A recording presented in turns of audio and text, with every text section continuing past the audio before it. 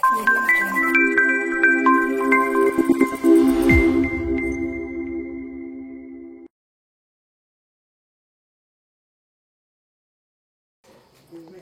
wa syukrulillah, asyhadu alla ilaha illallah wa asyhadu anna Muhammadan abduhu wa rasuluhu amma ba'du. Alhamdulillah pada malam hari ini kita dipertemukan oleh Allah Subhanahu wa taala di dalam agenda upgrading. Upgrading itu ningkatkeun kapasitas. Tentunya kapasitas ini digunakan dalam ranah kita sebagai kader ingin betul-betul tepat apa yang kita lakukan, tepat program apa yang akan kita gulirkan. Sebenarnya upgrading ini sudah ada beberapa yang mulai sadar pentingnya sebuah upgrading di dalam sebuah organisasi. Kenapa seperti itu? Karena tidak setiap orang di dalam organisasi itu memiliki pemahaman yang sama. Nah, maka dari itu melalui upgrading ini diharapkan nanti setelah selesai upgrading ini ada pemahaman yang sama. Pemahaman itu baik pemahaman dari tadi sudah diterangkan oleh Ustaz Ahmad maupun hari ini mengenai kalau di judul itu manajemen organisasi dan strategi menyusun program kerja. Kemudian saya pun sempat menanyakannya ke ketua termasuk ke Ihsan gitu, ke Ustaz Ihsan bagaimana yang diharapkan itu seperti apa. Kemudian dikirim juga itu format dalam menyusun program kerja yang buatan Aditnya. Dan saya lihat itu udah nanti sebenarnya udah dikomunikasikan bahwa bagusnya yang membahasakan dari format ini ke dalam bahasa yang kita mudah dipahami ya nanti bagian Adit gitunya. Nah, saya hanya menampilkan dimensi yang hampir sama dengan apa yang disampaikan oleh Adit, cuma akan coba dimensinya akan diarahkan sedikit kepada dimensi yang hari ini jadi tagline pimpinan pusat, berdakwah berdampak. Bukan berdakwah jadi terdampaknya, tapi berdakwah berdampak gitu. Dan tentunya bagaimana ketika berdakwah kita ingin menjadi dampak ke dalam sebuah kita ingin berdakwah kepada satu objek, kemudian objek itu merasakan bagaimana dampaknya. Kita akan coba ini ada sebuah ilustrasi ya. Yang pertama mengatakan, aku tahu persis apa yang mereka butuhkan. Kemudian yang kedua menjawab, saya bingung apa yang sebenarnya mereka mau dari kami. Kenapa bisa terjadi seperti ini? Ini sinkron tidak? Tidak. 2 orang dengan 3 orang ini sinkron tidak? Tidak. Cek 2 orang, iya saya apal ya. Kebutuhan mereka itu seperti ini. Makanya ketika kebutuhan seperti ini, kami akan memberikan A, B, C, D. Tapi ketika orang yang menerimanya, justru dia itu berpikir, kala ieu teh naon sih? Make jeung ka dieu sagala. Naon urusana gitu. Berarti ini tidak sinkron. Berarti yang mereka anggap itu kebutuhan, menurut mereka itu teu butuh. Gitu. Misalkan contoh kecil, misalkan kemarin ada satu peristiwa, menurut Sadiki? Di luar? Contoh gini, jamaah katapang misalkan, ya jamaah katapang lah, ya jamaah katapang misalkan kasus kemarin misalkan idnya itu tidak oleh pimpinan cabang. Akhirnya kita berasumsi, iya kejamiahannya kurang ya. Asumsinya itu muncul kejamiahan jamaah katapang itu kurang, goreng gitu. Kenapa? Batur mah kacabang ide, iya mah kari-kari misahkeun. Sakitu ini adalah jamaah persis gitu. Nah, itu kan asumsi. Itu berawal dari asumsi, kemudian iya berarti jamaah katapang mah kudu aya pembinaan kejamiahan. Bulan selanjutnya kita mengadakan pengajian Ustadz Amin Muhtar tentang kejamiahan di jamaah katapang. Tujuan nate naon supaya kejamiahan nate bisa balik deui gitu. Acik jamaah katapang teh naon sih maka jeung ngayakeun nanti materi kejamiahan di dia gitu. Berarti program yang kita gulirkan itu tidak sesuai dengan fakta, dengan persoalan. Kenapa program yang kita laksanakan tidak sesuai dengan persoalan? Karena apa? Karena kita tidak melalui proses riset atau proses penelitian, atau minimal proses penelitian itu berbentuk naon? Tabayun, bahasa orang nama. Tabayun teh misalkan gini, nah kamari jamaah katapang idna teu ku cabang. Kemudian muncullah dari jamaah katapang bahwa di sini itu banyak kader yang tidak punya panggung. Kemudian mau tidak mau kita kan kumaha carana kader ieu teh supaya bisa manggung, nya moal wakaku batur minimal kader urang heula meh kader urang bisa manggung gitu. Berarti jawabannya itu kejamiahan nu kurang atau bukan? Bukan, tapi ingin mengembangkan sumber daya yang ada. Berarti program yang paling tepat itu, oh benar, berarti jamaah katapang itu ingin mengangkat sumber daya manusia yang ada di jamaahnya. Tah berarti program nate lain pembinaan kejamiahan, tapi program nate kumaha carana supaya sumber daya di jamaah katapang itu bisa digali, bisa diangkat. Jauh kan programna dari persoalan yang sama, yaitu persoalan nama hiji pedah jamaah katapang idna teh teu ku cabang tapi ku jamaahna sendiri. Nah itu kenapa bisa ada dua program yang berbeda? Yang satu mah berangkat dari asumsi dan yang satu mah berangkat dari tabayun, atau berangkat dari riset, atau berangkat dari penelitian, berangkat dari observasi gitu. Nah, maka dari itu supaya sebuah program itu harus sinkron antara orang yang membuat program dengan orang yang menerima program, kita perlu digali apa sih yang perlu kita lakukan supaya program-program yang kita lakukan itu betul-betul efektif. Seperti itu. Jadi dipahaminya ilustrasinya. Nah, kira-kira seperti itu. Itu sebagai pendahuluan ya. Pendahuluan materi kita akan diarahkannya kemana? Akan diarahkannya itu ngabahas tentang jamaah katapang anu idna teh teu dijadwal ku cabang ta eta rek dibahas teh.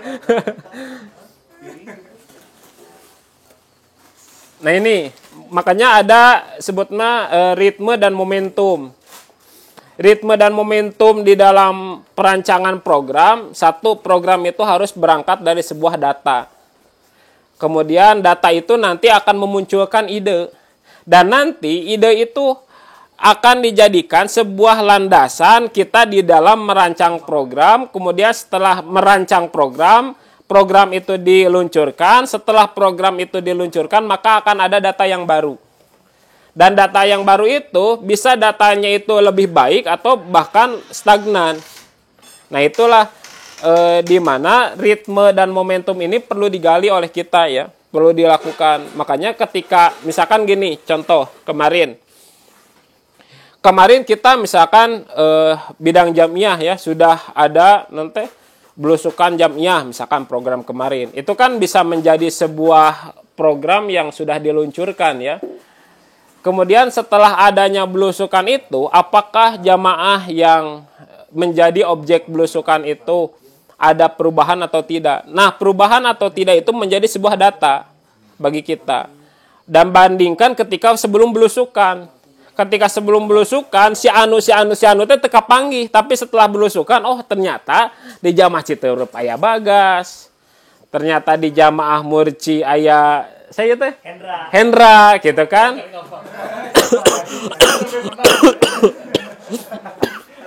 Di Alidar aya Luk gitu kan.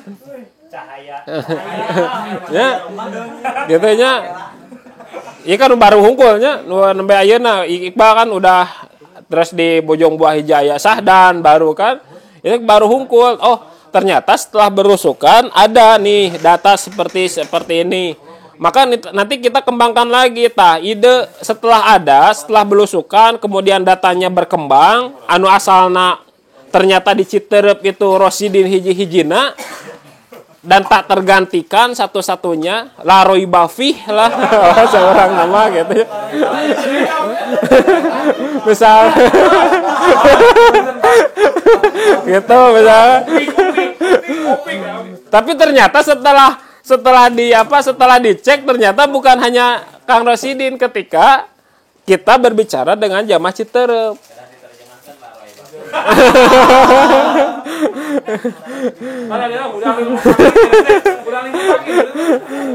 Ternyata ada Bagas dan lain sebagainya gitu kan. Oh, berarti ketika belusukan nanti hasilnya seperti ini. Maka nanti tahun kedua hasil belusukan ini mesti menjadi satu data ilmu bagi kita. Oh, faktanya kalau belusukan seperti ini. Kemudian muncul lagi ide, oh tahun hareup mau belusukan dengan ada inovasi yang seperti ini.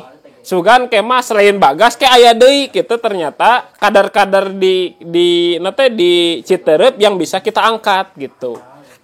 Nah, ini adalah sebuah ritme dan momentum, makanya yang belusukan kamari kalau misalkan kita sama sekali itu diantep tidak dijadikan sebagai bahan kembali untuk periode sekarang, itu ritmenya, momentumnya bakal nol deui. Kartos deh. Itu akan merusak ritme dan merusak momentum. Makanya yang kemarin dilakukan itu mesti jadi pertimbangan hari ini. Karena itu akan terus bergulir seperti itu. Contoh misalkan bidang sosial kamari. Misalkan bidang sosial, kamari sudah ada pelatihan mapai ka jamaah-jamaah, pelatihan pemulasaraan jenazah. Nah, ketika sudah kita pemulasaraan jenazah, minimal bidang sosial apa? Oh, di mana wae ini yang sudah pelatihan. Nah, yang sudah dilakukan kemarin itu hal eta teh nu kahiji buat inovasi. Minimal inovasinya seperti ini, misalkan di Murci itu pelatihan sholat jenazah itu tos khotam, tos beres gitu, ti A sampai Z. Berarti tahun ini pelatihan deui moal pelatihan deui. Ya udah, kalau tahun ini berarti tahun ini mah jamaah Murci membentuk khusus tim pemulasaraan jenazah gitu kan. Berarti tugas orang naon ayeuna nama tugas orang neangan duit keur nyiapkeun bahan-bahan alat-alat untuk apa? Menunjang tim ini gitu. Nah, itulah ritme yang senantiasa ritme itu dijadikan sebuah patokan. Makanya kalau misalkan ritme yang kemarin itu diputus, akhirnya naon? Akhirnya pelatihan deui ka jamaah nu eta teh. Kan jamaah nu eta teh khotam gitu. Akhirnya kita pelatihan deui. Kenapa? Karena yang kemarin tidak dijadikan patokan. Nah, itu ya, kenapa yang kemarin harus dijadikan patokan itu seperti itu. Makanya taskil-taskil yang sudah bekerja kemarin itu ya hari ini harus menjadi pemikiran baru deui gitu. Oh, pelatihan sudah dilakukan, berarti tahap selanjutnya setelah pelatihan naon?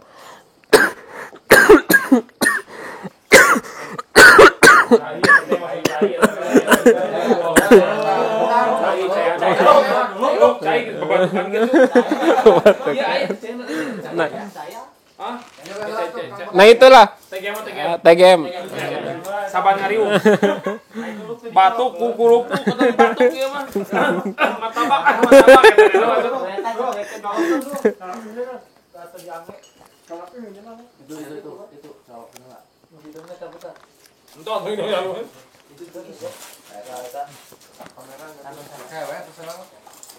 Makanya momentum dari ritme ini akan selalu berputar. Nah, iya pentingna teh kita mengkonsultasikan kepada taskil-taskil kemarin. Misalkan sekarang Iqbal bidang jamiyah. Konsultasikan ke bidang jamiyah yang kemarin. Apa yang sudah dilakukan, apa yang menjadi PR, dan apa yang harus kita lakukan ke depan gitu. Contoh misalkan laporan jamaah A, jamaah B setelah ada belusukan berkembang. Tapi katapang dengan junti misalkan kakak palem gitu. Berarti nah ini jadi ketua cabang. gitu. Nah ini kira-kira kumaha ye gitu. Kira-kira kumaha ye.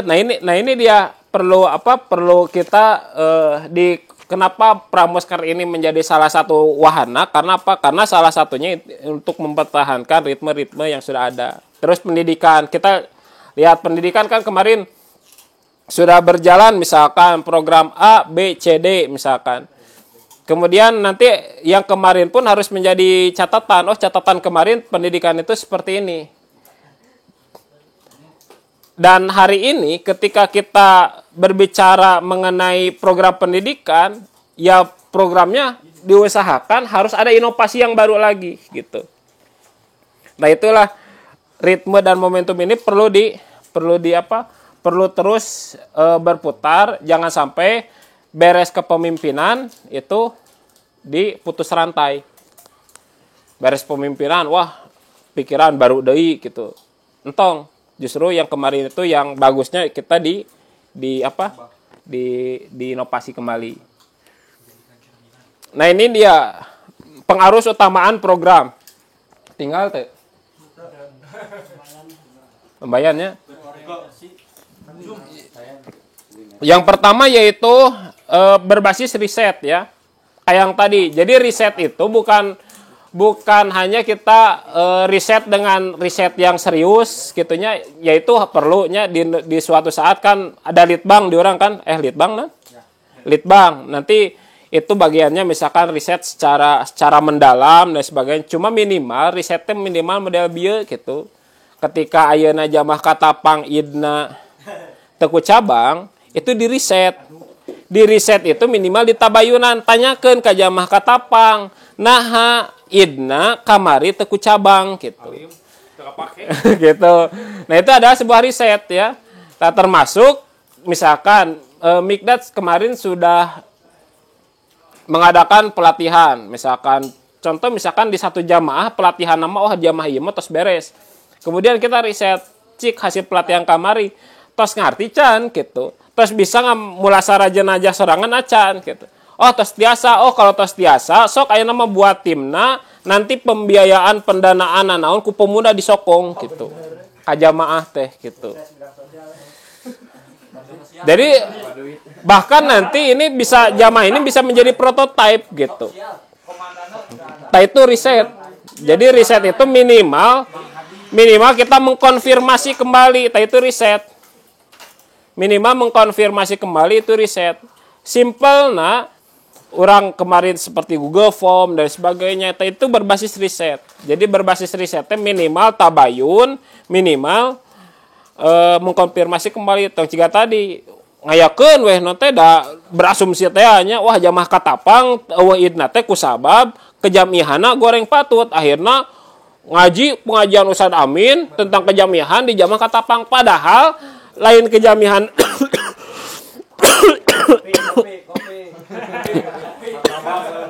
lain urusan kejamihan, tapi ingin nate manggungkeun ngadarkeun potensi lokal gitu. Oh, berarti ketika hayang ngadarkeun potensi lokal anu jadi program nate nyaeta kejamiahan teu nyambung gitu. Ketika aya tabayun, oh ieu mah lain kejamiahan kurang, ternyata geus tabayun teh, tapi hayang nanjerkeun potensi lokal. Berarti program yang cocok di jamaah katapang teh kumaha ye potensi lokal teh bisa manggung kemah gitu. Pertama jamiah mah di Lebak Puncang kadang. Margi aya anu potensi teu dipake. Punten Aisyah. Puncang dalam seretan. Ayo seri serang. Yang kedua. Samaan miringan.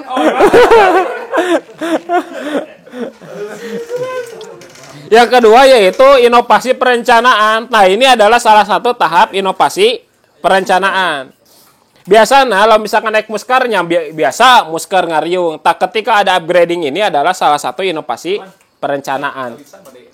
Kemudian Yang ketiga yaitu prioritas program. Nah, ini dia perlu dijadikan sarana prioritas utama. Tahun pertama prioritasnya programnya kemana? Tahun kedua prioritasnya kemana? Tahun ketiga prioritasnya kemana? Kemudian pengawasan bersama ya. Jadi setelah kita lakukan riset, kemudian ada inovasi dalam perencanaan, kemudian memprioritaskan program A, B, C, D. Kemudian kita awasi secara bersama. Apakah program yang menjadi prioritas ini betul-betul diperhatikan oleh bersama atau tidak? Biasanya lamun hiji program anu aheng, anu gede, program yang lain itu terkesan biasa-biasa. Jadi akhirnya program lain teh kapopohokeun. Contoh misalkan kemarin pandeminya. Pandemi ada nu teu diprogramkeun anu teu Covid kan semua fokus kan ieu. Akhirnya program-program anu pemuda anu biasa itu asal jalan dan konsentrasi kita kanu Covid gitu kan. Itu teh perlu ada pengawasan bersama itu agar tidak seperti itu.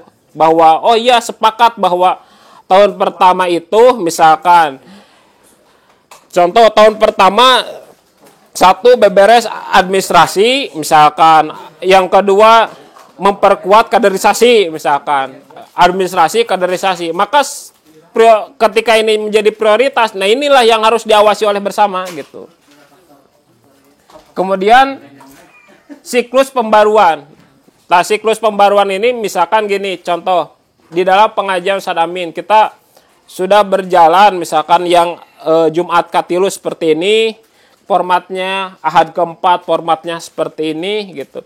Dan kita akan coba di riset kembali apakah yang sudah berjalan itu betul-betul efektif dengan tujuan adanya Ustadz Amin itu seperti apa, ataukah misalkan yang sudah berjalan itu justru kurang efektif. Kenapa? Misalkan contoh Ahad Katilu Jumat Katilu dengan Ahad Kabupaten terkesan sama gitu. Coba diinovasi misalkan Jumat Katiluna diinovasi, nanti mau tanya jawab udah kajian khusus ngaderes PKU misalkan. Atau kaderisasi ulama khusus untuk Jumat K3 mah. Ini adalah salah satu pembaruan. Kemudian yang terakhir yaitu berorientasi pada pemberdayaan. Ini dia yang paling penting.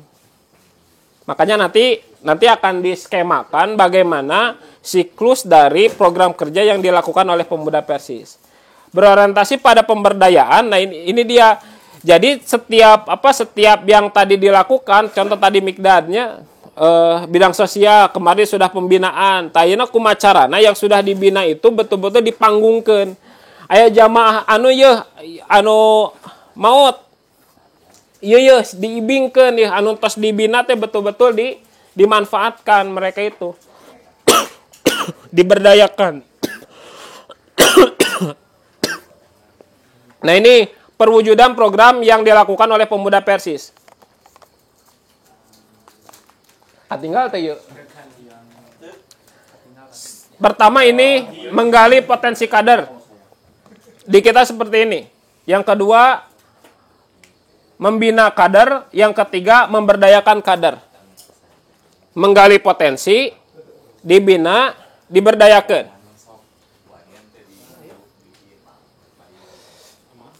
Bagas, enak bidang naon guys? Pendidikan. Ya, Bagas berarti kita ketika kemarin mencari potensi kader. Bagas potensinya di dia ya, terus misalkan. Akhirnya Bagas disimpan di bidang pendidikan. Karena potensinya sudah terlihat, akhirnya Bagas disimpan di porsinya dia. Kita Hendra teh bidang naon? Ekonomi. Nah, beda ekonomi. Alasannya naon? Potensinya hukum ekonomi. Kemarin kan kita udah bisa tuh geus kapetakeun. Dilaturos pendidikan. Hukum ekonomi akhirnya di bidang ekonomi. Nanti berbicara kita bidang ekonomi naon secara rincinya. Nah, setelah adanya nanti Bagasku turosna, ieu ku ekonomi, nah harus diadakan pembinaan.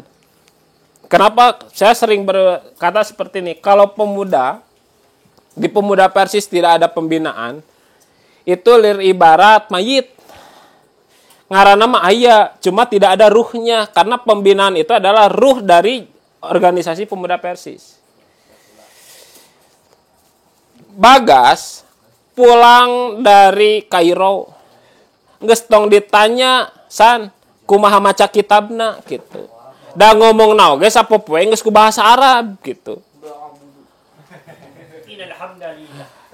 Karek Jamiu Durus mah geus ditamul ku Bagas mah gitu.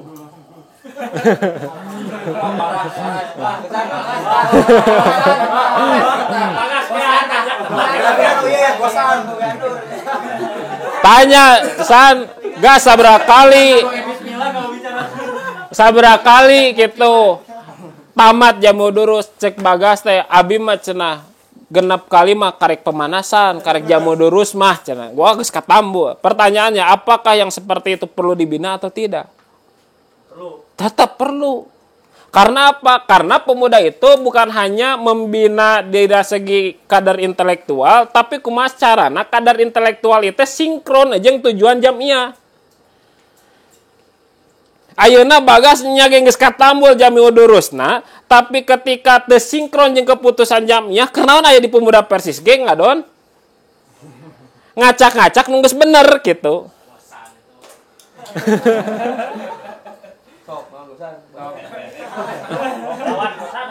Taya perlu dibina teh gitu. Akhirnya apa? Akhirnya punya keputusan sendiri anu beda jeung keputusan jamiah. Wah, cek saya mah dengan segudang argumentasi yang saya miliki, misalkan bahwa orang yang sapar itu tetap wajib Jumat gitu. Secara hukum ia berbeda dengan keputusan jamiah. Rek ngadebat heuda teu bisa aya nu ngadebat naon ge atuh da. Kabehanana dihadapan Bagas gitu, urang lulusan Kairo gitu. Tapi ketika walaupun dia punya pendirian, tapi ruhna itu diarahkan oleh jamiah, nya ge punya keilmuan anu kuat, tapi ketika keilmuan itu sesuai dengan apa yang diinginkan jamiah, maka justru ayana Bagas teh nguatan jamiah lain kalakah ngarusak nu geus bener nu aya di jamiah gitu. Tah itu perluna pembinaan. Jadi pembinaan itu bukan hanya ningkatkeun kapasitas, tapi pembinaan juga berfungsi ke ningkronkeun. Model bieu Ustaz Ahmad ngabahas ikhlas, da ikhlas teh urang teh apal. Dalil-dalil ikhlas teh angga ge geus sabaraha kali nerangkeun ikhlas.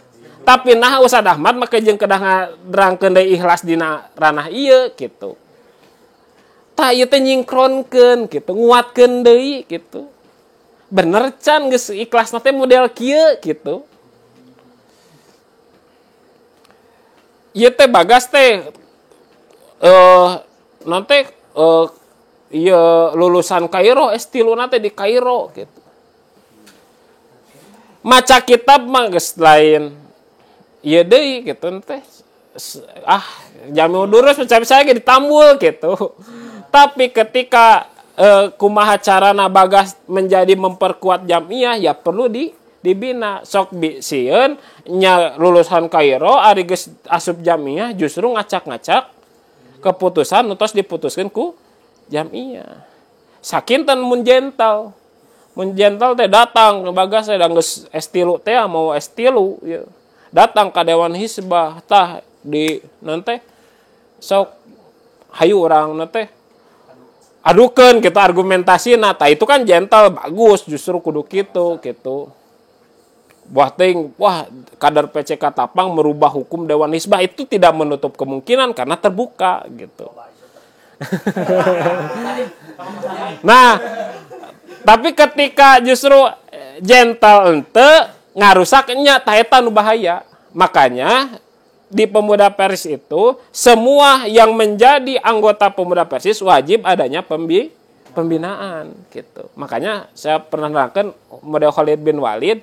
Khalid bin Walid teh masalah perang nama geus teu kudu diajarkeun. Sancan asup Islam ge anjeunna mah tos jadi orang yang memimpin perang gitu. Tapi nalika masuk Islam ku Rasul teu langsung dijadikan pemimpin. Justru ku Rasul teh dijantikeun la bintara tamtama Khalid bin Walid teh.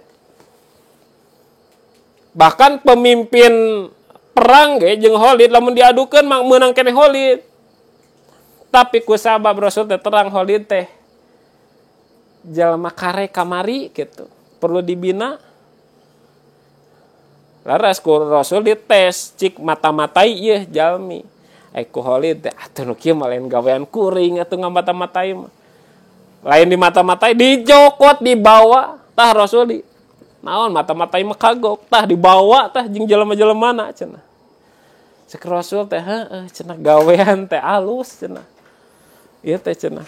Nepikeun ka bisa mawa pasukan leutik bisa mawa jelema anu loba, musuh anu loba gitu. Tapi salah gitu. Nah, akhirnya zaman Umar bin Khattab kan Khalid baru zaman Abu Bakar As-Siddiq Khalid bin Walid baru dijadikan panglima perang. Nah, itu pun ketika pernah ada Khalid menjadi pemimpin perang karena 3 panglimanya ketika perang Mu'tah itu meninggal. Akhirnya Khalid secara istihadi dia mengambil alih supaya kaum muslimin eleh gitu. Nah, itu salah satu perlunya ada pembinaan gitu. Jadi pembinaan itu berlaku untuk setiap anggota, untuk setiap kader gitu. Kemudian setelah adanya pembinaan baru diberdayakan. Nah, setelah ada pembinaan baru diberdayakan. Bagas udah turun lulusan Kairo S3.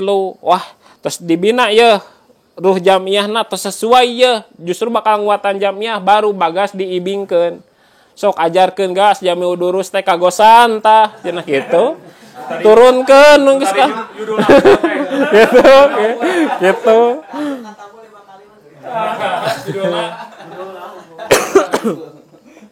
Kemudian apa yang menjadi pokok dari penggalian potensi, pembinaan, pemberdayaan? Apakah urusan-urusan anu sifatna teologis unggul? Tidak. Tentunya teologis ini nomor 1. Urusan teologis itu urusan pemahaman kita persoalan-persoalan yang hukumnya fardu ain di dalam urusan agama. Kemudian yang kedua urusan individu, model OSB-nya itu kan membina mental, akhlak, kemudian keluarga, pembinaan keluarga di dalam jamiah, ekonomi, sosial, politik, hukum, kebudayaan, pendidikan, iptek. Model nazar ya teh? Sahrul, model sahrul misalkan. Kumaha cenah dari abi mah keilmuanna benten sareng Bagas. Abi mah dina urusan IT, ieu dina urusan ekonomi gitu. Ieu dina urusan naon? Ieu dina urusan IT, ekonomi, ieu dina urusan naon? Oh, MI.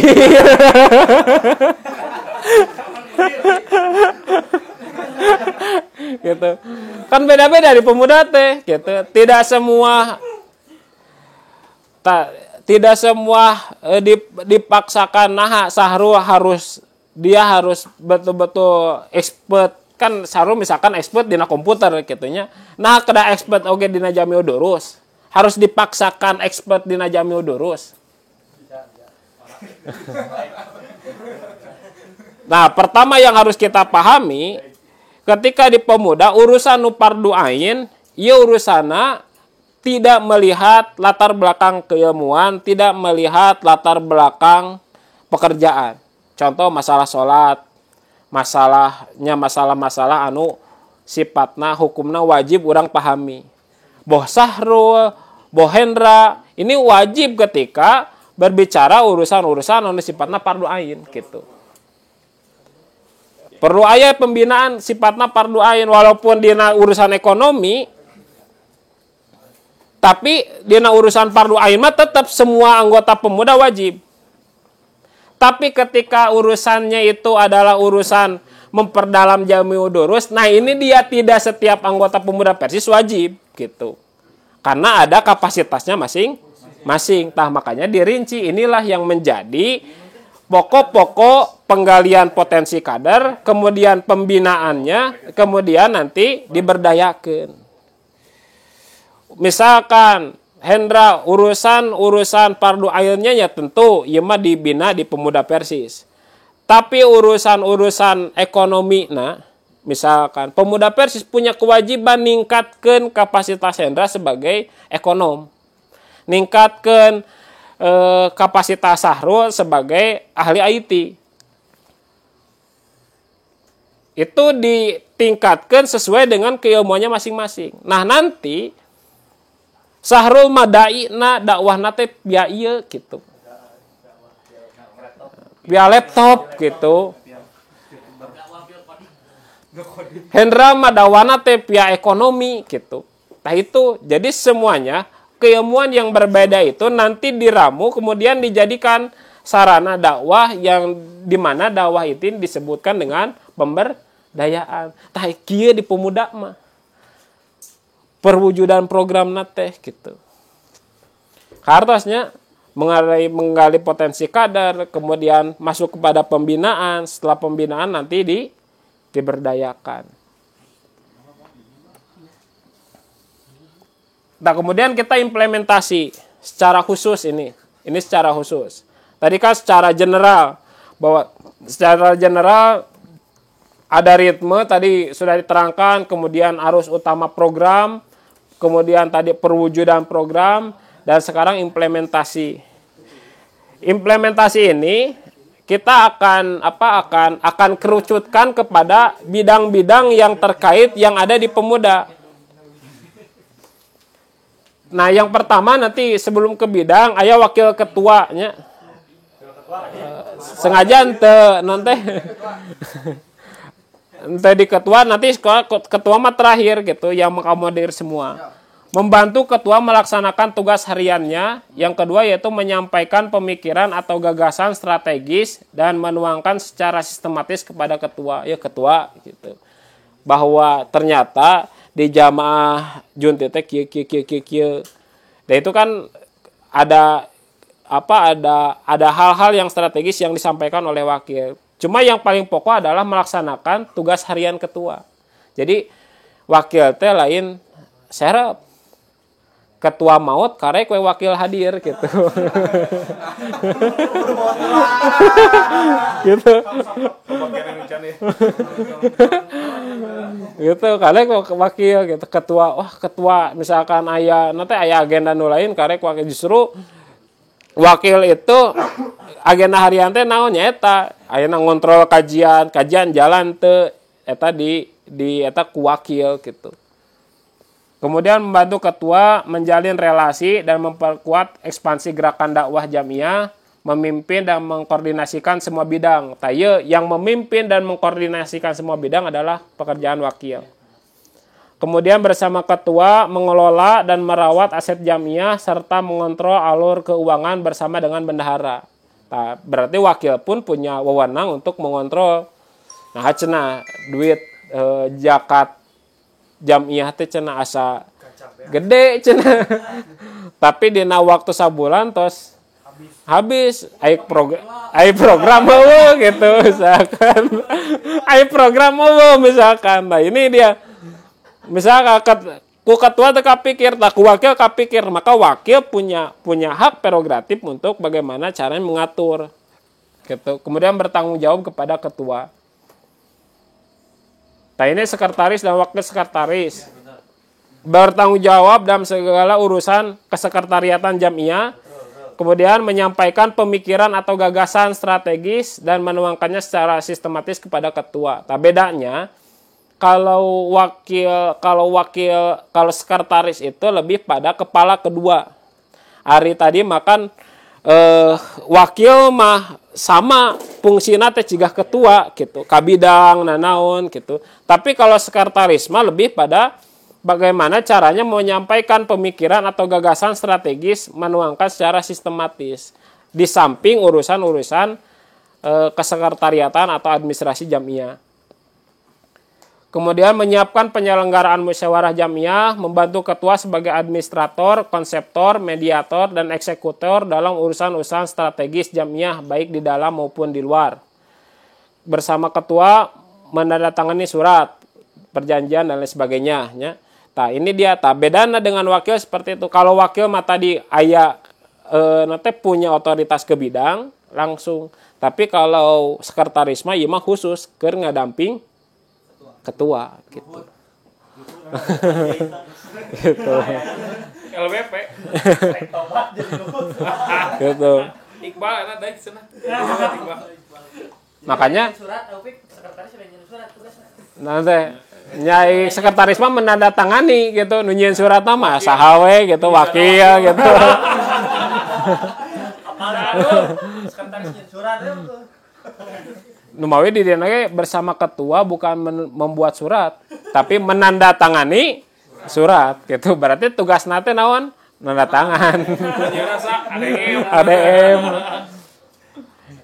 Jadi kalau bedanya itu, makanya kalau wakil ketua itu ya tangan kanan ketua gitu. Tangan kanan ketua dina urusan, oh iya urusan bidang, ya udah di nanti diakomodir ku wakil, dan nanti wakil mempertanggungjawabkeun ka ketua. Tong abongnya bidang ketua teu apal naon, wah dieksekusi we ka ku sorangan gitu. Eta mah naon? Eta mah ketua tandingan gitu. Tapi wakil mah tetap nanti dipertanggungjawabkeun kepada ketua. Ieu ketua ieu ku saya teh geus bidang pendidikan nu kahiji cenah teu hadir cenah kajian, bejaan. Kadua teu hadir deui ditanyakeun deui naon? Gegeringan. Katilu tanyakeun deui teu hadir deui. Kitu nya. Geringan gitu.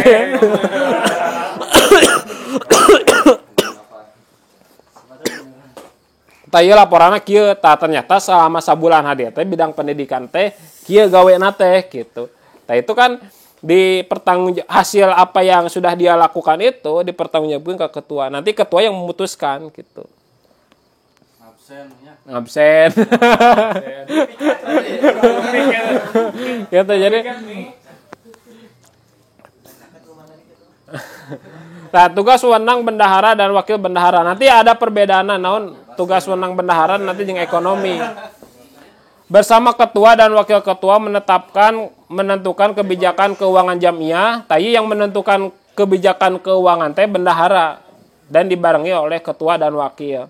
Menyelenggarakan administrasi dan manajemen keuangan jamiah, bertanggung jawab dan koordinator pencairan, penerimaan, pendayagunaan dan lain sebagainya, menerima dan mengolah pengajuan biaya-biaya, menyusun rencana anggaran bersama ketua dan bidang terkait, merencanakan pendayagunaan aset jamiah dan bertanggung jawab kepada ketua. Nah, ini dia tugas bendahara. Itu mah tugas bendahara biasanya mah aman mau apa cal kokot jeung tugas lain. Biasanya yang perlu dibenahi itu tugas ketua, wakil, dan sekretaris. Nah, pertama, kenapa ada perbedaan antara bidang dengan ini? Karena ini ada PIMHAR. Nah, ini dia perlu dijelaskan. Di dalam Qiaqidah itu ada yang disebut pimpinan harian, ada yang disebut pimpinan lengkap. Kalau pimpinan harian itu, kalau di pusat, ketua, sekretaris umum, bendahara, kabid, dan sekbid. Kepala bidang dan sekretaris bidang. Tapi kalau di pimpinan yang ada di bawah, ketua, wakil, sekretaris, wakil, bendahara, wakil. Nah, kenapa dibedakan pimpinan harian dengan pimpinan lengkap? Karena pimpinan harian itu kepalanya. Jadi lamun organisasi ieu teu jalan, yang pertama kali harus bertanggung jawab itu PIMHAR sebelum ke ketua gitu. Jadi ini yang perlu menjadi penggerak itu PIMHAR gitu.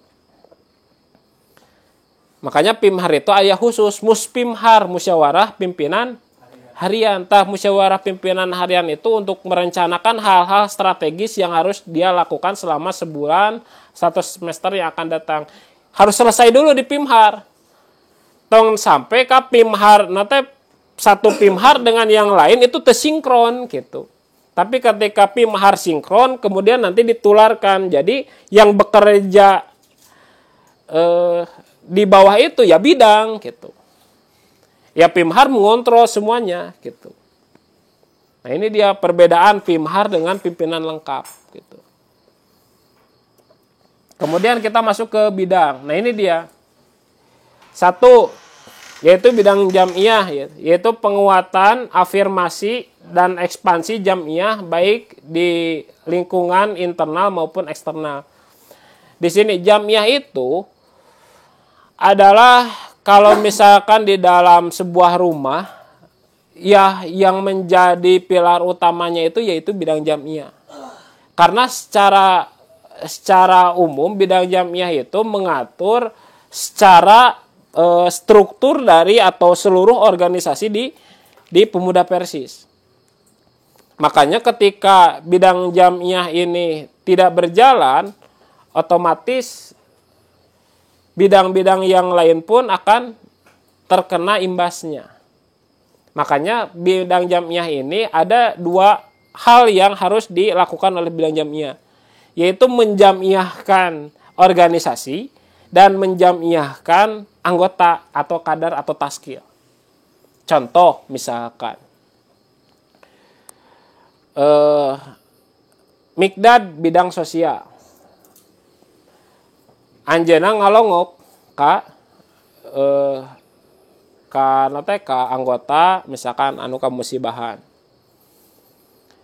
Kemudian pada saat itu Mikdad misalkan nyandak amplop nateti jamiah.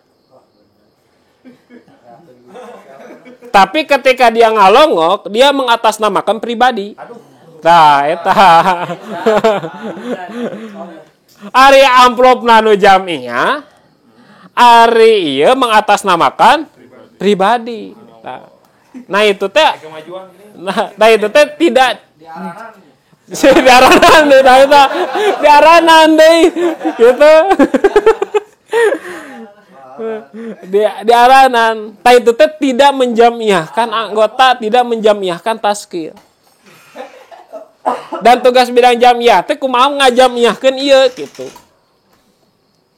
Makanya ada pembinaan, nanti bidang jamiah punya tugas, salah satunya pembinaan kejamiahan misalkan. Nah, salah satunya itu untuk menjamiahkan gitu. Kamari capna jikro. Sangana jikro. Gitu. Pegang hajat teh Ajikro mere gitu. Gitu. Saking uang pribadi gitu. Justru ketika uang pribadi gitunya, ieu benaharan teu mere wae. Wah, daripada ieu butuh gitu. Urang bidang ieu kajenkeun uang pribadi misalkan di atas namakeun jamiah, tah itu walaupun uang pribadi tapi mengatasnamakan jamiah, tah eta teh sudah menjamiah. Tah tugas bidang jamiah itu penguatan atau afirmasi. Afirmasi itu semacam legasi pada suatu hal itu dilakukan oleh bidang jamiah. Makanya ketika musyawarah itu dilakukan oleh bidang jamiah. Karena apa? Karena untuk menjadikan sebuah legasi bahwa organisasi ini terus berjalan. Contoh musker ini oleh bidang jamiah untuk legasi bahwa Pemuda Persis Katapang itu berjalan secara organisasi gitu.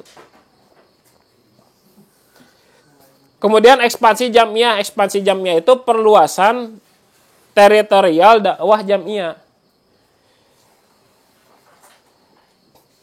Contoh misalkan di satu wilayah atau satu masjid misalkan.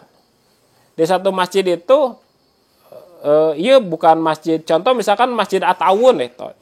At-Tawun kan itu ya Taubah mah At-Tawun itu. At-Tawun kan itu masjidnya masjid pribadi, tidak diwakafkan senyalersnya.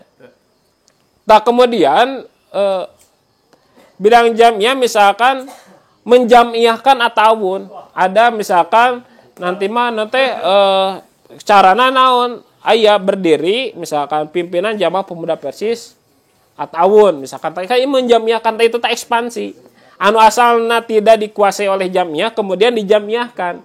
Itu ekspansi dan afirmasi itu seperti itu. Al-Muslimun menjagana. Al-Muslimun tah. Al-Muslimun kan asalna mah lain jamiah gitu. Enak kasih ngau jagana teh. Gitu. Tah itu ekspansi teh gitu, afirmasi dan ekspansi teh gitu. Kumaha menjamiahkeun anggota, kumaha ngajamiahkeun organisasi gitu. Tah ngajamiahkeun organisasi itu bukan sekedar bahwa organisasi itu punya label jamiahnya saja, tapi dia berusaha ketika dijamiahkan otomatis atauun ketika apapun itu akan selalu ikut dengan keputusan jamiah karena sudah dijamiahkan. Nah, secara garis besar bahwa tugas bidang jamiah itu seperti itu. Kemudian ada penguatan, penguatan yang sudah ada dikuatkan kembali gitu. Yang sudah ada dikuatkan bukan ekspansi lagi, model junti mah da geus aya gitu. Anu sadarna unggul. Ada legasi jamiah itu udah ada di junti gitu. Junti itu sudah tidak bisa sekarang sudah tidak bisa nanti dia berdiri sendiri untuk mendirikan nanti keinginannya sendiri, tidak bisa karena itu sudah ada di lingkup jamiah gitu. Takumaha carana ieu geus aya dikuatkeun kembali gitu. Kemudian kembali belusukan, itu penguatan. Kumaha kadarna supaya ningkat gitu. Itu tugas bidang jamiah, tugas pokoknya. Makanya berpikir kumaha ya nutos aya dikuatan, organisasi kejamiahan di pimpinan jamaah dikuatan yang sudah ada, yang sudah berdiri gitu. Kemudian ketika ada penyakit atau naonnya sebetulnya ada problem sedikit, ieu penyakit berbahaya ieu bisa-bisa nanti mengurangi nilai jamiah di jamaah anu misalkan. Maka kita bidang jamiah anu punya wewenang untuk menetralisir itu gitu. Menetralisir contoh misalkan di satu masjid misalkan aya kader baru. Ieu teh udah PJ Bojong Buah 2 misalkan. Aya salapi di dinya teh gitu. Kemudian ieu teh berusaha untuk mempengaruhi orang-orang di sekitar pimpinan jamaah itu agar bisa mengikuti ajaran mereka, ajaran dia gitu. Lain ajaran jamiah.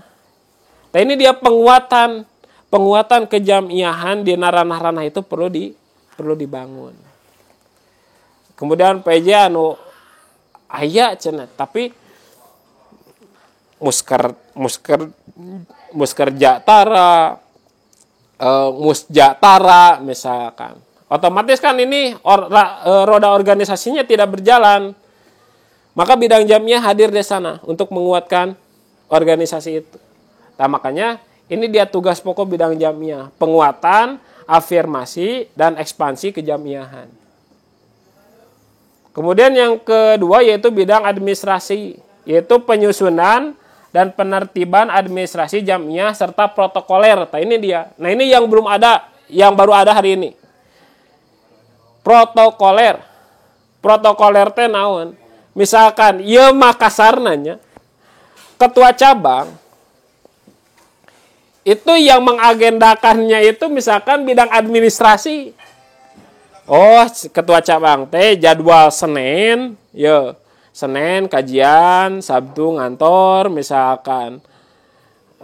Jadwal terus ieu nanti Jumatan jadwalna teh ka dieu tah diatur ku bidang administrasi teh itu teh adalah protokoler gitu kasarna. Cuma lebih umumnya protokoler itu bisa berfungsi kumaha carana nyusun agenda jamiah dari awal sampai akhir. Agendanya seperti ini, tah itu disiapkan oleh bidang administrasi. Nah, ini yang baru ada hari ini adalah protokoler di jamiah. Makanya ketika pengarsipan termasuk pengarsipan mah di sini penyusunan dan penertiban administrasi masukna. Jadi administrasi itu bukan nanti menyediakan administrasi yang ada, nyusun administrasi yang ada, minimal susun dulu pedomana. Oh, ini yang harus ada, kemudian yang belum harus ditambah, yang sudah ada itu dirawat, kemudian agenda-agenda jamiah itu disusun, bahkan kalau bila perlu protokoler ketua cabang itu diatur oleh bidang jamiah. Contoh misalkan lalu misalkan aya nu naroskeun ka Ustad Rizky, Ustad aya jadwal teu Iya we cenah hubungi bidang anu misalkan hubungi si anu dari iya nu ieu na teh eta. Aduh. Tah itu Bininganna ada 20%. tah itu protokoler yang apa yang diterapkan. Lamun misalkan sakirana jadwal bentrok jeung agenda jamiah gitu tah baru oh ieu mah Ustad Rizky pami dinten Sabtu moal biasa ngisi. Kumargi aya ngantor. Atuh kumaha da ieu teh acara teh ageng nyawayahna we can pami bade. Kantor itu Gitu. hari kedua kejagoan. Jangan aya wakil lagi. Nah ini yang baru ada protokoler. Kenapa protokoler itu ada? Nah ini protokoler itu untuk menertibkan agenda-agenda jamiah. Ayeuna aya agenda ngantor. Tapi di dia ya pengajian, tah bidang jamiah teh harus bisa oh iya antara ngantor pengajian nah kudu ngaji, nah kudu ngantor gitu. Nah nonton Persib gitu. Sehat. Gitu. Nah iya. Nah makanya protokoler ini baru ada ya. Dan sekarang di pedoman administrasi itu ada termasuk pedoman protokoler. Tentu penyusunan dan penertiban administrasi mah itu menjadi hal yang utama. Kenapa? Pertanyaannya di bidang itu di Kiakide, bidang administrasi itu bidang nomor 2 setelah bidang jamiah. Karena apa? Karena bidang jamiah dengan bidang administrasi itu berpengaruh terhadap bidang yang lain. Punya pengaruh besar terhadap bidang yang lain. Makanya ketika misalkan nanti disusun kalender jamiah, misalkan, contoh misalkan kan program teh misalkan dari 1 tahun itu 1 semester misalkan aya 10 program. 10 program ini sudah ditentukan hari naon wae, jam sabaraha wae, bulan naon itu sudah ditentukan selama 6 bulan. Ketika ada yang bentrok dengan agenda, ini ketika sudah ada, maka kita bisa jadi si program teh moal ka ieu ku batur gitu. Karena kita sudah ada agendanya gitu. Tanya jadi protokoler itu baru hari ini dan itu harus mulai diterapkan teh minimal misalkan agenda-agenda wajib model ngantor itu sudah ada agenda-agenda yang harus disiapkan. Makanya ketika misalkan gini, bidang sosial bade ngayakeun kegiatan anu misalkan. Itu laporanna nanti ke bidang administrasi. Misalkan bade ngayakeun kegiatan anu cek bidang administrasi teh tong bulan ieu soalna bulan ieu mah ada agenda di bidang pendidikan gitu.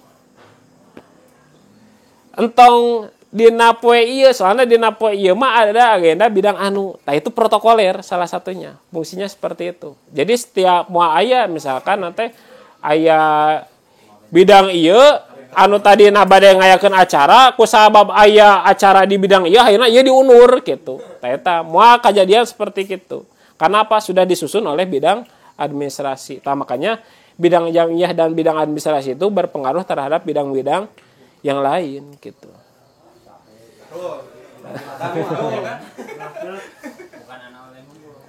Sanes anak online hungkul gitu.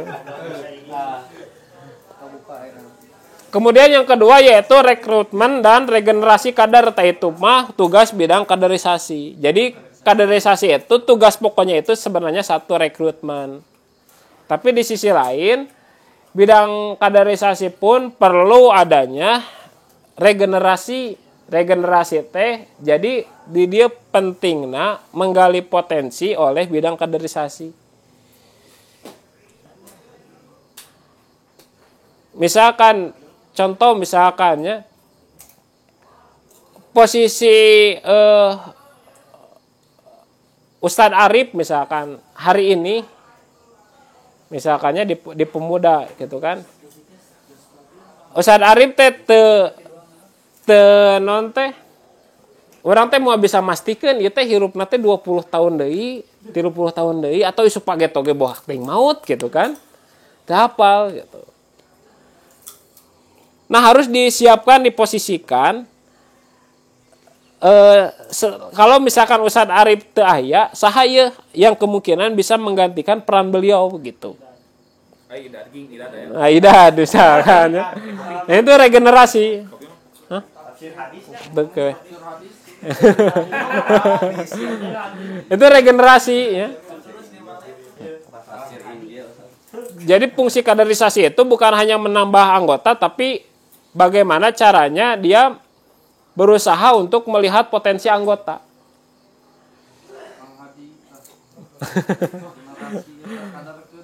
Wah iya, jadi setelah ini tidak ada, misalkan dina aspek misalkan dia harus ada, oh iya kadernya seperti ini.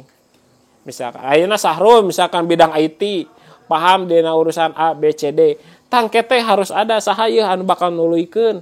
Lamun misalkan Sahrul isuk pageto maut da teu apal nu ngaran usia mah gitu. Nanti ditanyakeun teh sakasaha kete ketua teh saha ieu misalkan isuk Sahrul maut bidang kadesa cik saeun bisa bisa ngagantikeun posisi Sahrul. Tah dia sudah punya pemetaan potensi anggota. Oh si Anu cenah. Si Anu mah leuwih jago di patan Sahrul. Mau kitu naon lah eta cenah. Daya ieu leuwih jago misalkeun nya. Gosan misalkeun. Nah itu ditanyakan kepada bidang kaderisasi karena dialah yang memetakannya gitu. Jadi selain menambah anggota, kaderisasi punya peran yaitu regenerasi kader. Kemudian ini bedanya langsung pendidikan dan dakwah. Di kita rata-rata banyak yang menggarap bidang pendidikan oleh dakwah dan sebaliknya dakwah oleh pendidikan. Pada hakikatnya itu dua. Kalau pendidikan itu pembinaan, kalau dakwah itu pendistribusian. Distribusi kader. Distribusi kader itu bukan hanya penjadwalan kader, tapi distribusi kader itu kumaha carana urang ngibingkeun hiji kader dina hiji hal, terutama dina urusan-urusan dakwah jamiah. Contoh misalkan di MUI perlu misalkan bidang maka yang mendistribusikannya itu ya bidang dakwah gitu. Kemudian bidang dakwah dia bisa mendistribusikan itu dasarnya siapa? Ya dasarnya bidang pendidikan. Karena apa? Bidang pendidikan yang lebih tahu kumaha potensi si Anu. Jadi pendidikan ngabina sudah dibina oleh pendidikan, baru dakwah adalah mendistribusikan. Salah satunya distribusi ke masjid, ke Ataubah, gitu kan? Itu kan namanya Ataubah, Amin, Miftah Hoer, Alisan Warung Loba, kata kan distribusi kader pemuda mah di darinya gitu. Bina Makmur eta we distribusi mah. Eta distribusi kader eta teh, bidang dakwah pendistribusian. Makanya sekarang jadi harus kita pengajian Ustadz Amin itu distribusi atau pembinaan. Perlu dikaji kembali gitu. Maksudnya di review kembali itu cocoknya di bidang pendidikan atau emang di bidang dakwah. Kalau misalkan distribusi dengan asumsi bahwa Ustadz Amin adalah kader Persis yang perlu didistribusikan kepada jamaah-jamaah supaya jamaah-jamaah paham tentang hal misalkan bisa oleh bidang dakwah. Tapi kalau misalkan frame-nya bahwa itu Ustadz Amin itu ngabina urang, misalkan itu bisa diakuisisi oleh bidang pendidikan. Makanya dua hal. Siapa yang mendistribusikan dakwah, siapa yang membina pendidikan, itu menjadi patokan gitu. Makanya ketika berbicara pendidikan, ya frame-nya satu, kumaha cara anak orang ngabina ya kader gitu. Kemudian yang ketiga, yang selanjutnya itu sosial dan ekonomi. Kalau sosial, jihad dalam ranah sosial. Nah, kenapa disebut jihad dalam ranah sosial? Karena sosial itu lebih general, umum, lebih luas. Makanya sosial itu tidak bisa tidak bisa kita misalkan gini, sosial programna naon ngalongok malin program. Kewajiban eta mah gitu. Gitu. Contoh misalkan program program bidang sosial naon yang mesti programkan membuat misalkan tim pemulasaraan jenazah di setiap jamaah misalkan, berarti itu program. Oh iya, kurang kudu nyeun tim, berarti lamun nyeun tim apa yang harus kita lakukan misalkan 1A B C D gitu kan. Itu program. Ada ngalo program naon ngalongok, eta ngalong lain program. Atau misalkan nanti aya bencana misalkan Bojong Buah banjir. Ieu cenah urang Bojong Buah kebanjiran cenah. Bidang sosial bekerja cek ketua teh. Cek mikna teh kela banjir mah teu aya dina program. Dina program jihadna oge ngalongok. Banjir mah walaupun tetangga kebanjiran diantep we gitu. Tah makanya ketika berbicara sosial ya jihad sosial, walaupun teu diprogramkeun tapi itu butuh bantuan orang terjun gitu. Gitu. Misalkan nanti aya we misalkan ieu cenah teh kamusibahan imahna runtuh. Ada imah runtuh mah di luar program cenah. Nu di da program mah lamun aya gering karek aya programna eta mah, tapi lamun imah runtuh eta mah moal da teu aya dina program jihad, teu aya dina kudu gering we cenah. Gitu. Makanya nu namina bidang sosial itu tidak jangan terlalu textbook kanu program. Makanya dina konteksnya sosial itu ya jihad sosial gitu. Adapun program ini yang mesti kita kejar, yang mesti kita capai itu program. Pemuda bergerak. Jadi lah misalkan ya lalu di Pamengpeuk misalkan pemuda menyapa ya gitu. Jadi pemuda menyapa itu tidak punya. Jadi pemuda menyapa damang. Ayo mah pada ngopi mah. Unggal garing ngopi. Corona bidang wisata.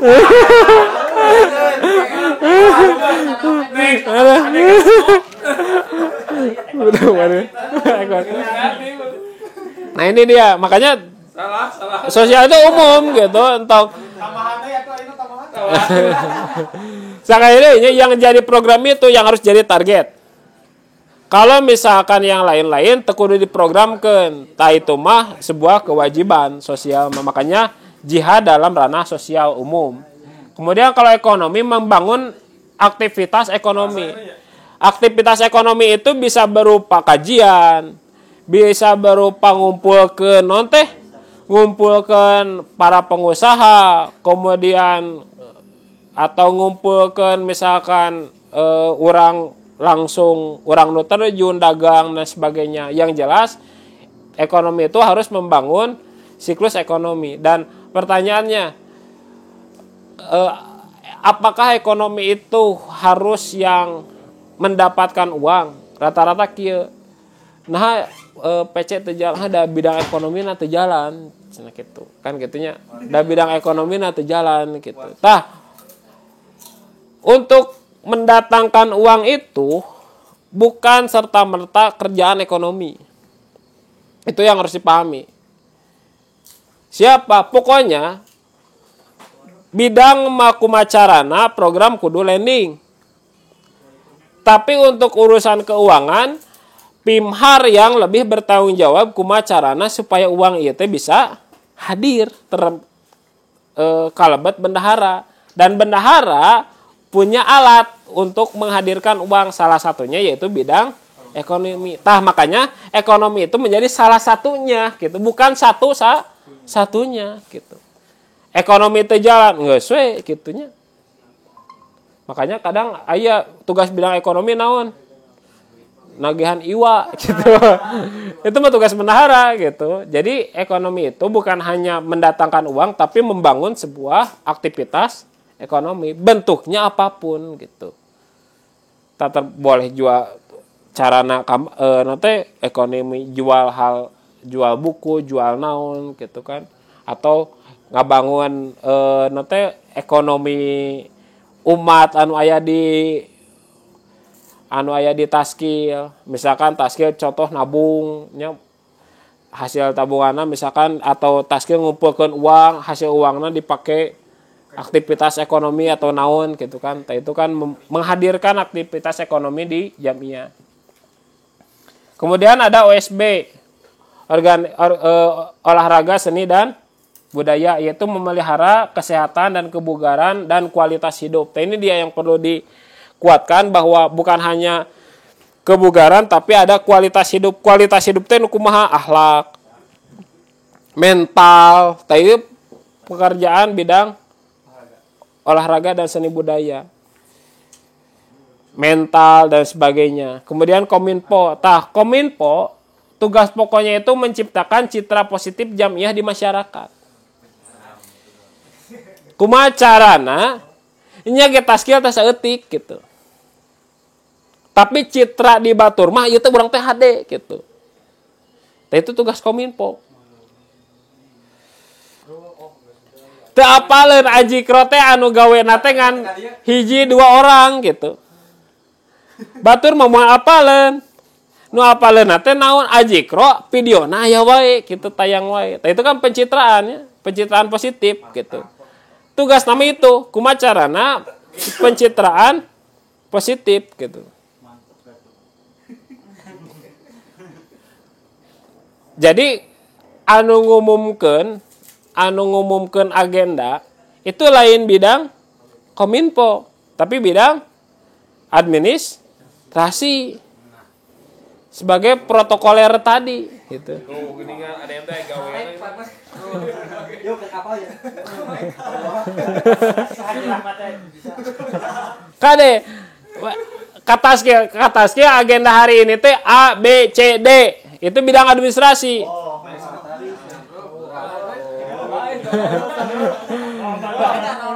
Kominfo mah tugasnya satu, kumaha carana ada pencitraan positif jamiah hasil dari apa yang sudah dilakukan oleh pemuda Persis di-up ke masyarakat yang lebih luas. Nah, itu adalah Kominfo. Ya.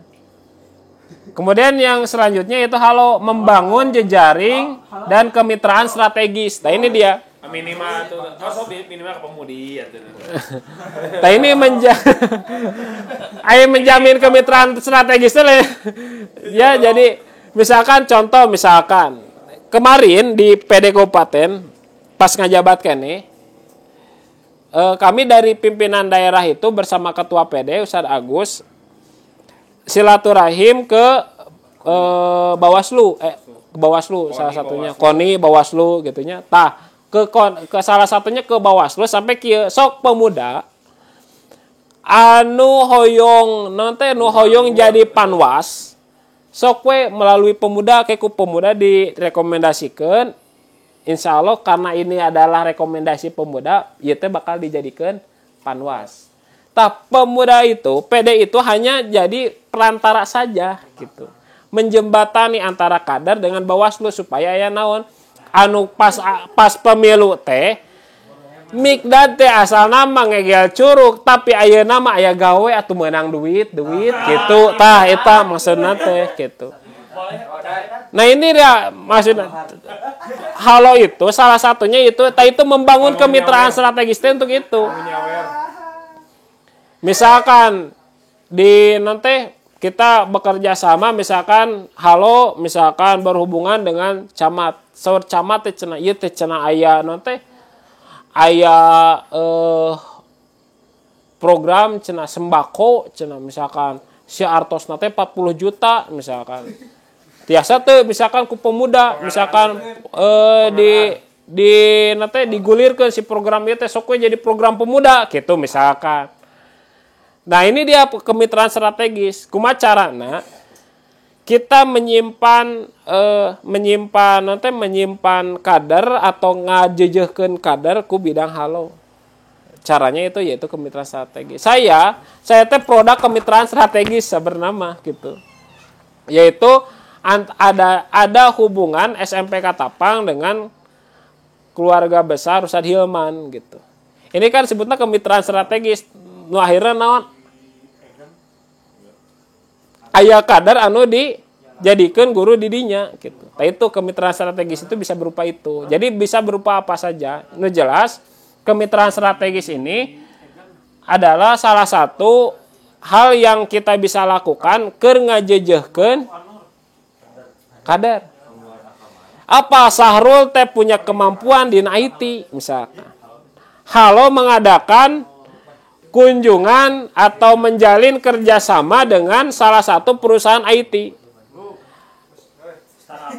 Saur perusahaan teh cik nyungkeun kader di pemuda gitu.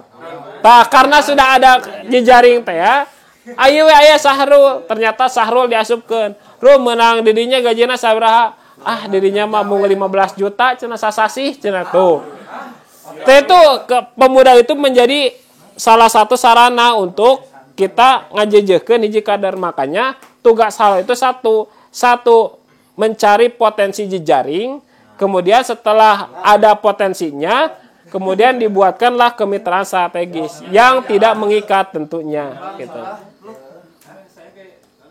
Kemudian tadi pemuda Persis ada tiga bidang yang baru, yaitu Kumham dan AKP. AKP itu analisis kebijakan publik, hukum dan hak asasi manusia, kesetaraan gender gitu. Dan analisis kebijakan publik. Kalau ini tugasnya infiltrasi, koreksi dan akselerasi hukum. Infiltrasi itu bagaimana caranya menambal kekosongan hukum, kemudian akselerasi hukum, atau ada semacam atau ada koreksi hukum.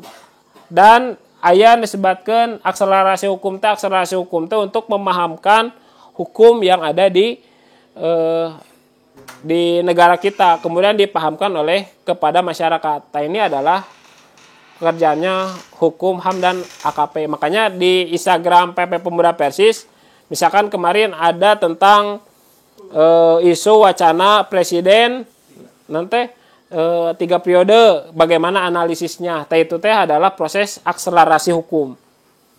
Kemudian Polkam itu politik dan keamanan, mengupayakan untuk menempati posisi strategis dalam setiap lini masyarakat. Ini dia. Jadi Pemuda Persis itu hari ini setelah muktamar harus dapat mengupayakan untuk dapat menempati kader jamiah, menempati posisi strategis di lingkungan masyarakat. Minimal RT. Jadi pemuda itu harus bisa menjembatani kumaha carana Hilmi jadi Pak RT. Misalkan Hilmi bisa neruskan perjuangan wa jadi RW gitu. Wa emang lain RW. Perjuangan Aki jadi RW misalkan. Pemuda Persis harus bisa itu. Makanya ada politik. Politik itu salah satunya tujuannya untuk itu. Jadi Pemuda Persis ketika ayeuna misalkan Pemuda Persis aya nu hayang jadi kades misalkan punya, maka hari ini Pemuda Persis hari ini melegitimasi boleh untuk mengantarkan kadernya untuk menjadi itu. Makanya kita boleh beraktivitas politik dengan persetujuan pimpinan jamiah. Jadi hari ini itu Pemuda Persis itu Sarahmat lebih terbuka hasil muktamar kemarin itu hasil lebih terbuka dina urusan politik, dina urusan kekuasaan yang ada di lingkungan masyarakat gitu. Asal dengan izin pimpinan jamiah. Jadi dengan izin. Untuk jadi caleg itu ada mekanisme hukum, mekanisme khusus. Mekanisme khususnya itu ketika dia berparpol, maka dia itu nanti menyerahkan keanggotaannya, tapi bukan berarti menyerahkan keanggotaannya itu guys orang teh daya kaitan yang Pemuda Persis. Tapi justru penyerahan itu sebagai salah satu bukti bahwa dia itu berjuang itu dasarnya adalah Pemuda Persis. Setelah dia beres menjabat, maka dia akan boleh kembali si keanggotaannya itu diperbaharui seperti itu. Ya, 5 menit siap. Deui saya tik deui. Ya, jadi pemuda Persis itu hari ini terbuka. Nah, makanya ketika Iqbal nanti ingin menjadi Pak RT, nyarios ke ketua cabang. Nanti ketua cabang harus bisa mengupayakan agar kader pemuda itu bisa menempati posisi-posisi lini-lini strategis. Tayana Ustadz Ahmad, pami Ustadz Ahmad nyalonkan jadi misalkan ketua P3K Kabupaten Bandung, harus didukung gitu. Misalkan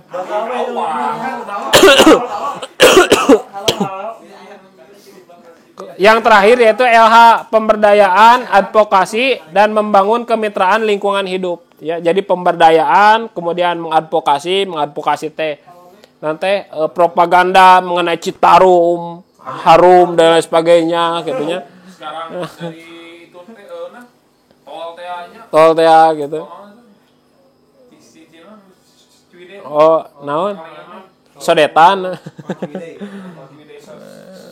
Ya. Jadi cuma kita belum adanya, belum dieukeun. Emang di pimpinan pusat pun itu tidak terlalu merestui. Jadi lamun saya teu naon, cuma lamun misalkan direstuan moal gitu. Karena apa? Karena untuk bidang-bidang mualaf ini ini perlu ada namanya sebenarnya harus tersosialisasikan terlebih dahulu apa maksudnya kenaon aya bidang politik di cabang gitu. Harus tersosialisasikan biar paham bahwa bidang politik di cabang itu posisinya seperti ini, bidang politik di PD posisinya seperti ini, seperti itu.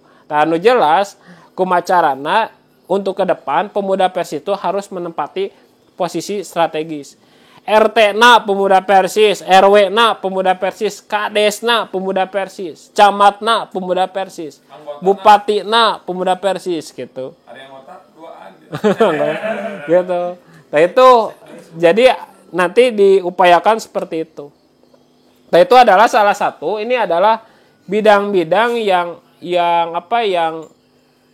mungkin menjadi gambaran hari ini bahwa tugas pokoknya itu seperti itu. Makanya ketika nanti ada program itu tidak akan tumpang tindih, kita punya porsinya masing-masing gitu.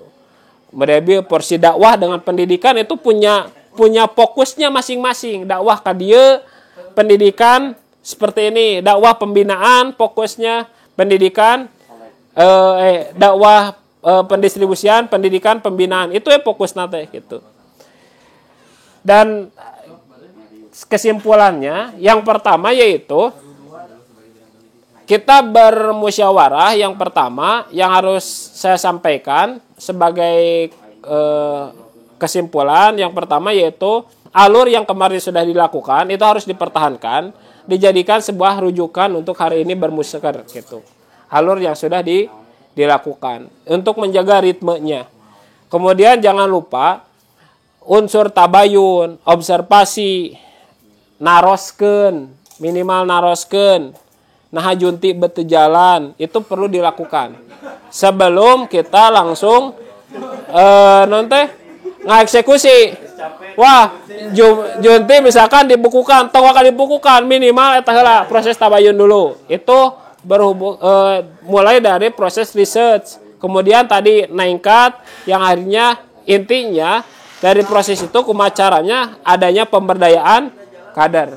Dan alur yang tadi pembinaan atau penggalian potensi, pembinaan dan pemberdayaan itu mesti menjadi nanti rujukan awal di dalam kita merancang sebuah program. Naon dia bisa diberdayakan. Contoh misalkan nanti Hendra dina ekonomi. Naon dia kumaha carana supaya ilmu Hendra itu manfaat ke kabeh gitu. Karasa ilmu nate ku orang lain, itu pemberdayaan dan itu mesti kita rumuskan bersama supaya naon apa yang harus kita lakukan itu efektif sesuai minimal naon kurang diprogramkeun teh itu bisa bermanfaat untuk wilayah di Kecamatan Katapang terkhususnya. Ya, segitu saja yang dapat disampaikan. Qulu qouli hadza wa astaghfirullah li wa lakum. Assalamualaikum warahmatullahi wabarakatuh.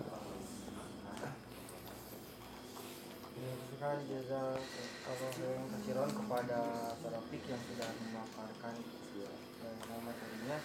Alhamdulillah mudah dipahami bukan? Sangat. Jadi ada pencerahan. Barangkali di antara hasil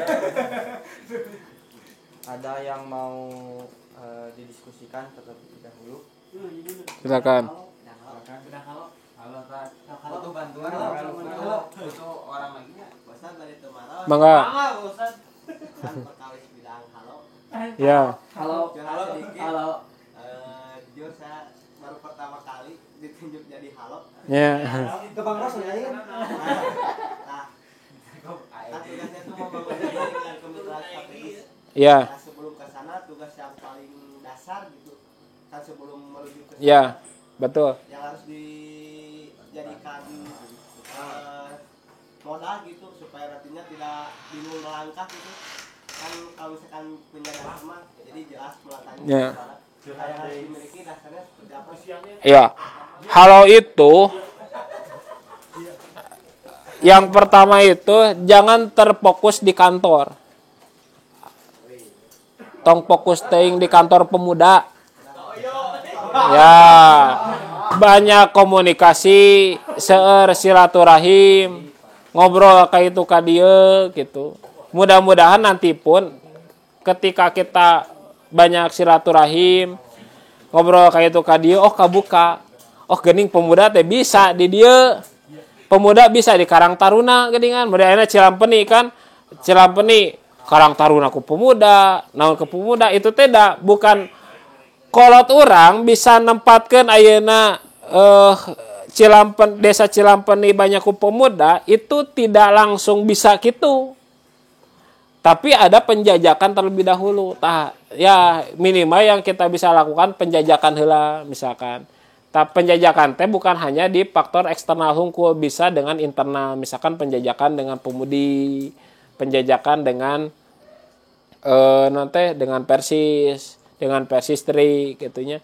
Kumacarana nanti ada kemitraan dengan ini gitu dengan Persis misalkan. Contoh misalkan kan kemarin teh Persis teh cenah boga duit cenah tapi bingung ya kemana ke tah. Oh berarti pemuda bisa yang memanfaatkan kieu gitunya misalnya bidang ekonomi tah itu kan bisa seperti itu karena ada naon penjajakan itu melalui proses silaturahmi ngobrol kayak itu ka dieu gitu mencari jejak eta we heula aya nama gitunya. Nah engke ge justru engke manfaat nama ke urang. Wah urang dikenal batur banyak ieu gitunya termasuk ayeuna jadi ketika misalkan contoh ya misalkan ketua misalkan nanti tos wawuh jeung polsek minimal polsek kedah wawuh wah misalkan pemuda Persis moal jauh aya Rizky Faturrahman jeung Mikdad bae teh Lukman cenah gitu. Nah eta kan itu teh udah kakenal gitu kan. Bisa kakenal gitu teh gampang, perlu ada penjajakan gitu ngobrol. Tah kemarin juga gini. Kita ketika di PD waktu itu penjajakan ke KONI. Sabernama pas saya teh apa ka KONI teh rek naon ka KONI. Ah cenah hayang silaturahim we. Ternyata ketika kita sudah ngobrol jeung KONI, kemudian kita menerangkan bahwa pemuda itu punya olahraga A B C D E F G gitunya. Sampai ka dijelaskeun data-data olahraga pemuda Persis. Ku KONI dikieukeun ternyata baru kali ini saya mendapatkan laporan bahwa ternyata organisasi kepemudaan Islam itu punya mekanisme olahraga seperti pemuda Persis. Sok atuh pemuda Persis ayakeun kompetisi tingkat santri. Nanti kami yang akan menurunkan pemandu bakatnya. Kalau misalkan nanti pemandu bakat terus ayah santri anu berbakat itu bisa diambil ku KONI, bisa dijadikan pemain profesional. Pemuda Persis mah menjembatani hungkul gitu supaya kadar orang yang punya bakat itu jadi pemain profesional. Bahkan kalau kompetisi seperti itu pemandu bakat tadi KONI, kup KONI ge dibiayaan ongkoh. Terus untuk mencapai itu harus MOU tah kamari teh PD kabupaten sudah MOU dengan KONI. Makanya ketika ketika persada kamari kan langsung ku orang-orang yang profesional. Tah nah habis pasti tahu geus baik kieu geuningannya kieu. Gitu. Tah awal nama kitu silaturahim sareng KONI. Dibejakan bahwa KONI itu pemuda Persis itu seperti itu gitu. Jadi eta penjajakan teh lu. Tah penjajakan gitu nanti kabuka. Ari tara silaturahim mah nanti batur mau apa orang mau apa batur gitu. Saya taroskeun ka Ustaz Ihsan waktu 2018 nanti aya silaturahim di eta silaturahmi akbar teh di Gunung Puntang. Kapolsek harita teh ku polsek teh dihesekeun. Jabanding 2 minggu deui bade aya silaturahmi akbar. Ari izin can aya. Dipersulit kudu ka dieu. Akhirna telepon rerencangan Kang Wawan Ones ketua PC Cimaung. Kang bade kieu langsung datang Kang Wawan ka polsek harita dijieunkeun oge. Teu dipersulit deui. Cenah sanes nyarios cenah. Kena jeung awawan cenah sampai ka kitu. Tah itu kenapa bisa seperti itu? Tah aya kemitraan teh gitu. Minimal pada kita bisa ngabantuan gitu.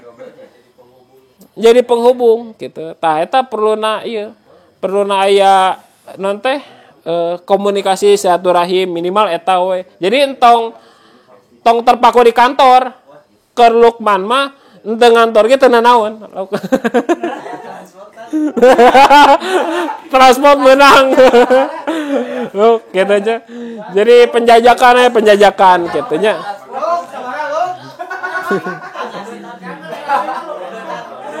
Dan kege lamun tos penjajakan, tos aya hubungan kayak itu ka dieu, kege urang bakal menang manfaatna. Insyaallah lah ini dah hiji saat mah pasti menang manfaatna gitu. Nah gitu. Misalkan taruh pemuda Persis aya nu dipajeg. Ieu kumaha pemuda Persis aya dipajeg cek lumana ka dieu kurang dibereskeun. Ieu pemuda Persis pajeg kieu telepon ke polisi. Wah, saha lu cenah gitu kan.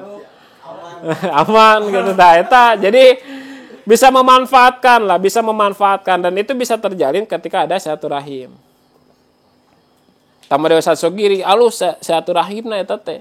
Ka aparat teh sampikeun ka banyak anggota pemuda Persis termasuk Sadahmat anu jadi dai dai Kantibmas nan teh itu Kantibmas teh eta itu teh karena apa teh eta Ustaz Sogiri saya ieu na non teh silaturahim ka itu ka dieuna gitu sehingga beliau dipercaya gitu teh eta intina mah eta we lu silaturahim tong kabebanan wah kudu ieu komitra strategis langsung ieu henteu nu penting mah silaturahim heula we di ieu jalankeun gitu aman bari ngopi nah gitu tukang iya partner tukang ngopi engke nya katambihan ke gosan ke gitu kartas ya mangga dina tugas sareng si wakil ketua dina poin kaopat sampai ditutikeun nyaeta memimpin dan mengkoordinasikan semua bidang. Ya. Tah panginten nyuwunkeun diperjelas perkawis utamina kewenangan dan batasan lah gitunya sebagai wakil ketua dalam memimpin dan mengkoordinasikan semua bidang. Ya, tentunya ketika memimpin dan mengkoordinasikan kan itu tugas pokoknya. Cuma tugas pokok ini tidak terlepas komunikasi dengan ketua. Tah model ayeuna kieu, zaman Ustaz Hanahan jadi ketua. Zaman Ustaz Hanahan jadi ketua itu Ustaz Hanahan dibagi dua. Ustaz Hilman sebagai wakil bidang naon wae. Ustaz Hanahan sebagai ketua bidang naon wae gitu.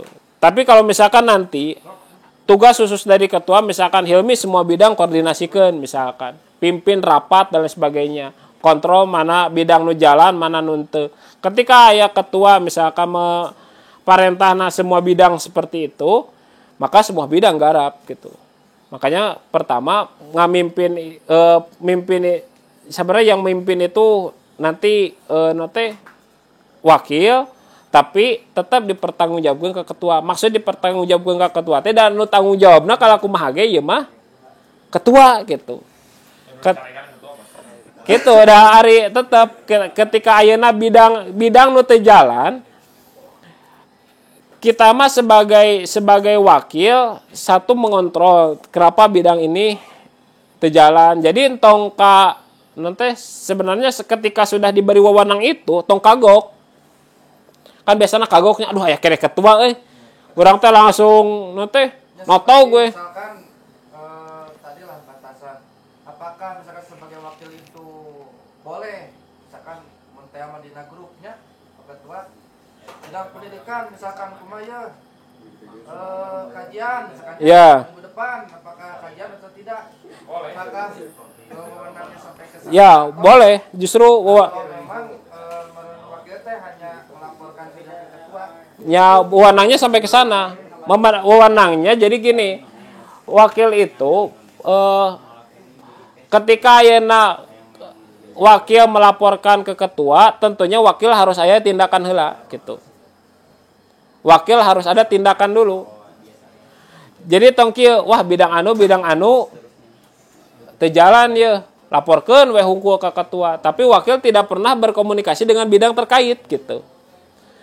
Maksudnya tong kagok ketika ditunjuk sebagai wakil, kemudian ayeuna wakil nyarekan hiji bidang gitu.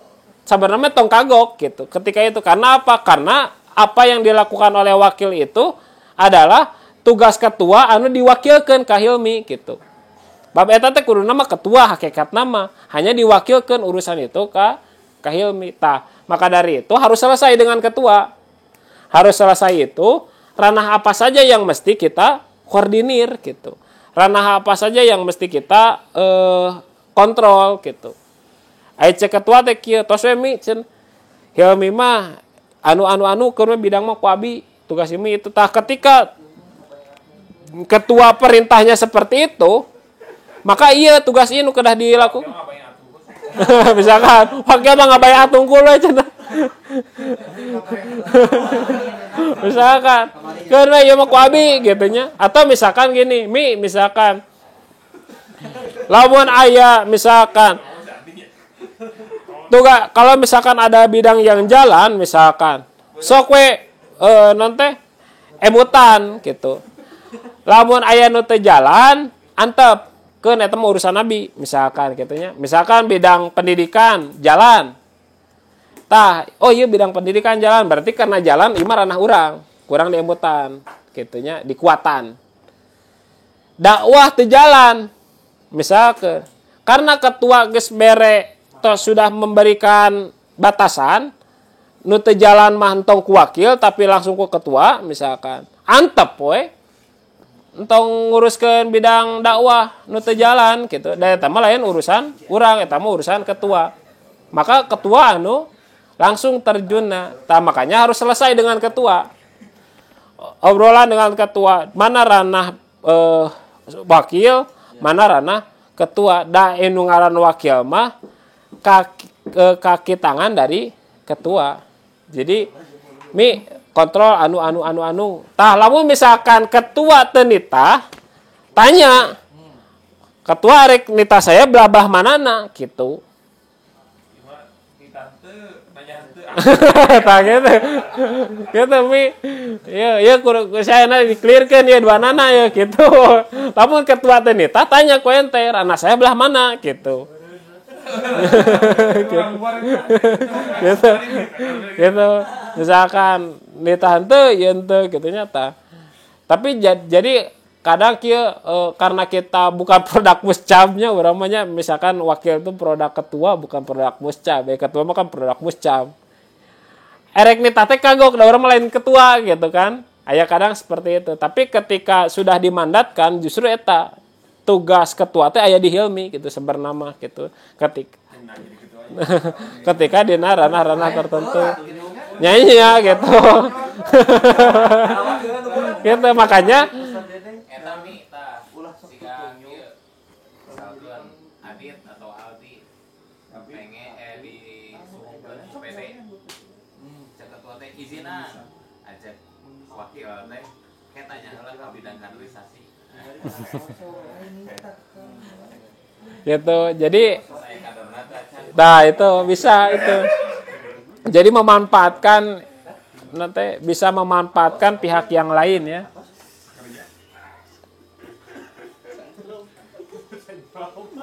Terus sesuatu sebagai siapa bukan? Nah, sekediknya makanya nanti di lupa deui di eta di nanti dina struktur kalau tidak salah kedap. Nah, kieu teh lek kitu. Tidak ada hanya emang sih. Jadi dokapan hajatan dan program bisa bikin.